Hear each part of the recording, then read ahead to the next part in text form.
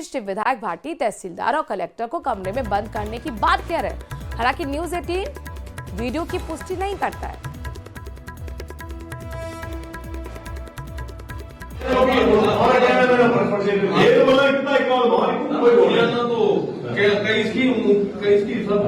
तहसीलदार और कलेक्टर बिना रोड कमरे बंद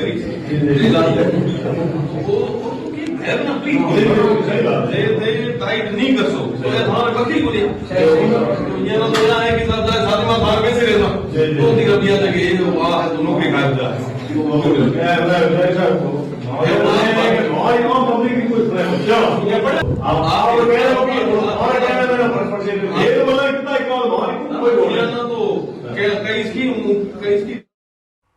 और आरसीए से जुड़ी हुई बड़ी खबर जयपुर से आपको बताते हैं। आज से राज्य स्तरीय सीनियर विमेन T20 क्रिकेट शुरू हो रहा है। उद्घाटन मैच में आरसीए एडहॉक कमेटी संयोजक डीडी कुमावत मौजूद। पहले दिन अलग अलग ग्राउंड्स पर 16 मैच खेले जाएंगे। आरसीए ग्राउंड पर भी आज 2 मैच खेले जाएंगे। जयपुरिया, नारायणा, संस्कार, अंतम ग्राउंड्स पर भी 2-2 मैच होंगे। सोनी स्टेडियम, एआर ग्राउंड पर भी 2-2 मैच खेले जाएंगे। उदयपुर के शिकारबाड़ी ग्राउंड पर भी 2 मैच होंगे।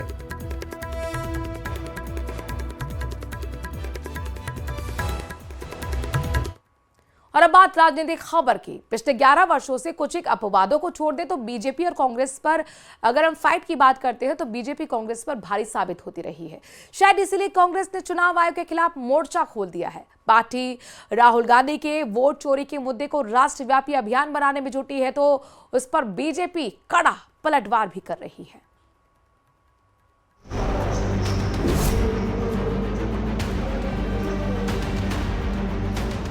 कांग्रेस ने वोट चोरी के मुद्दे को बनाया राष्ट्रव्यापी अभियान।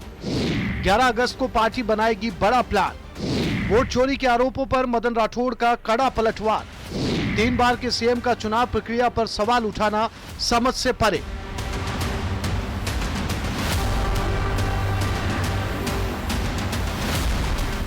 राहुल गांधी के वोट चोरी के मुद्दे को कांग्रेस अब राष्ट्रीय अभियान में बदलने जा रही है।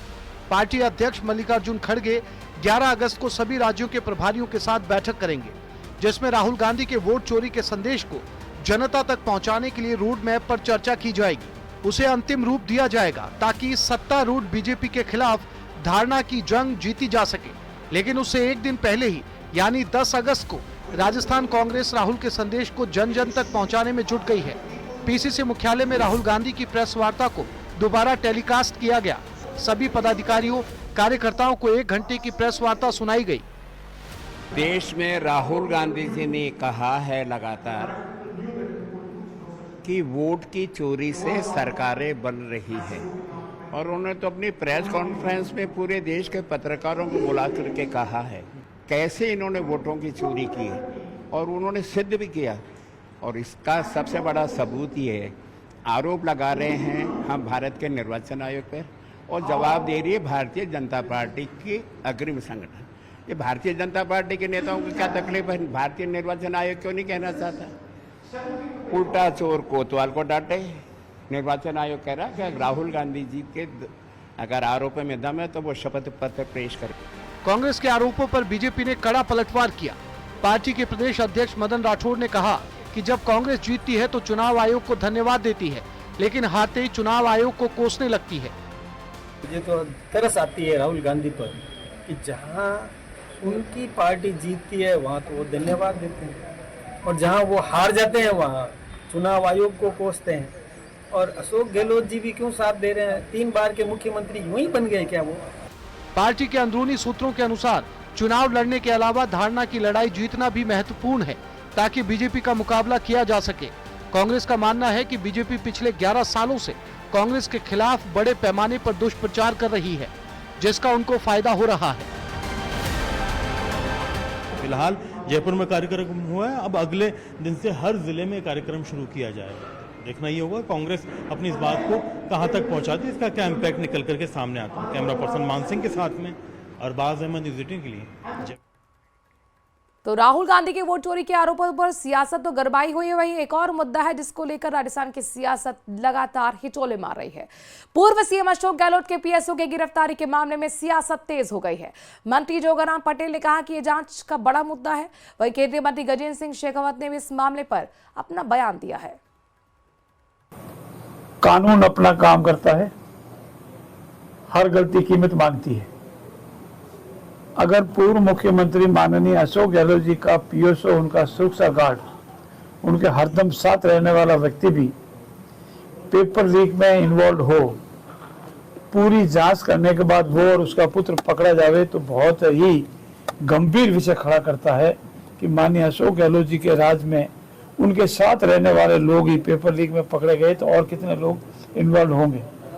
हमारा ये मानना है कानून अपना काम करेगा निष्पक्षता और पारदर्शिता से। इसमें जो भी इन्वॉल्व होंगे, चाहे कितने भी बड़े पद पर या राजनीति में रहा हो, जो इसमें इन्वॉल्व होंगे पूरी तफ्तीश के बाद वो पकड़े जाएंगे और कानून के अनुसार सजा मिल जाएगी।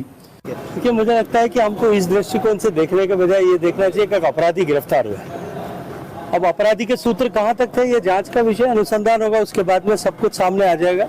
लेकिन मैं फिर कहूँगा कि जो भी कोई युवाओं के भविष्य को के साथ खिलवाड़ करने का अपराधी था और उसके साथ में जिस किसी ने भी ऐसी संस्थाएं जिन पर पूरा प्रदेश भरोसा करता था आंख मीच करके उस भरोसे को तोड़ने का काम किया, उनके खिलाफ कार्रवाई होनी चाहिए। कोटा संभाग के सबसे पुराने और बड़े रोडवेज बस स्टैंड पर हर वक्त हादसे का खतरा सताता रहता है। रोडवेज बस स्टैंड पर कई बार हादसे होने से यात्री समेत अन्य लोग चोटिल हो चुके हैं। करीब 70 साल पुरानी इस बिल्डिंग से हर वक्त मलबा गिरने का खतरा बना रहता है। नयापुरा के इस रोडवेज बस स्टैंड से रोजाना 10,000 से ज्यादा यात्री यात्रा करते हैं। 8 से 10 लाख रुपए की बुकिंग होती है, लेकिन अभी तक बस स्टैंड की इस बिल्डिंग की रिपेयरिंग तक नहीं हो पाई है।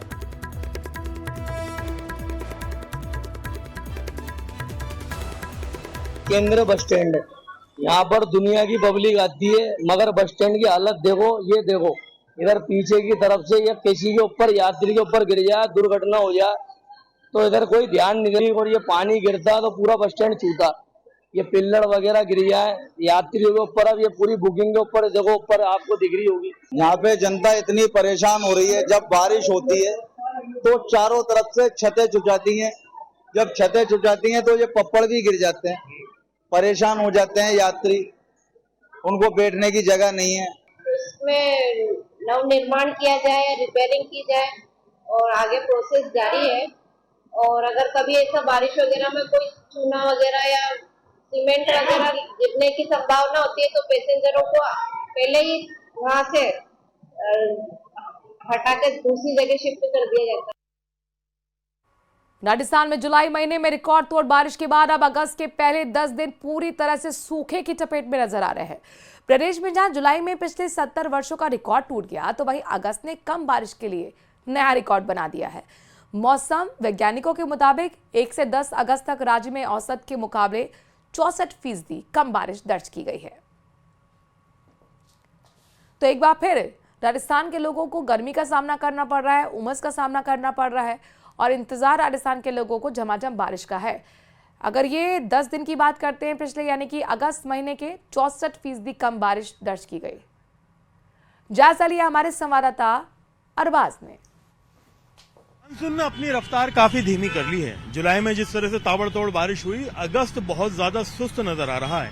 1 से लेकर के 10 अगस्त तक की अगर पिछले साल से तुलना की जाए तो औसत के मुकाबले इस बार करीब -64% बारिश हुई है। यानी बारिश का औसत अगस्त के महीने में अमूमन होने वाली बारिश से 64% तक कम है। ये अजीब छितराया हुआ पैटर्न है जिसमें जुलाई में 70 साल का रिकॉर्ड टूटता है और अगस्त में -64% ये आंकड़ा चला जाता है। फिलहाल पिछले 10 दिन से प्रदेश के अंदर कोई भारी बारिश दर्ज नहीं की गई है। छुटपुट बारिश, हल्की और मध्यम दर्जे की बारिश अलग अलग स्थानों में दर्ज की जा रही है, जिसमें ज्यादातर पूर्वी राजस्थान के हिस्सों में कुछ एक mm बारिश दर्ज करने के मामले सामने आ रहे हैं। आने वाले 2 सप्ताह तक मौसम विभाग ने स्पष्ट चेतावनी दी है कि कोई भारी बारिश के आसार फिलहाल नहीं है।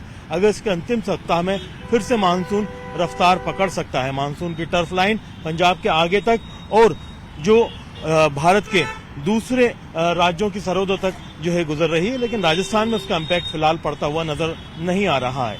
कई जो पश्चिमी विक्षोभ के तंत्र हैं वो भी आसपास के क्षेत्रों में हैं, लेकिन उनका इम्पैक्ट फिलहाल नजर नहीं आ रहा है। राजधानी जयपुर की अगर हम बात करें तो हालात आप देख सकते हैं कि पिछले करीब अगस्त के बाद से बादलों की आवाजाही है। मौसम के अंदर फिर भी अगर देखा जाए तो तापमान में राहत है, लेकिन बारिश जो है उतनी अच्छी दर्ज नहीं की जा रही है।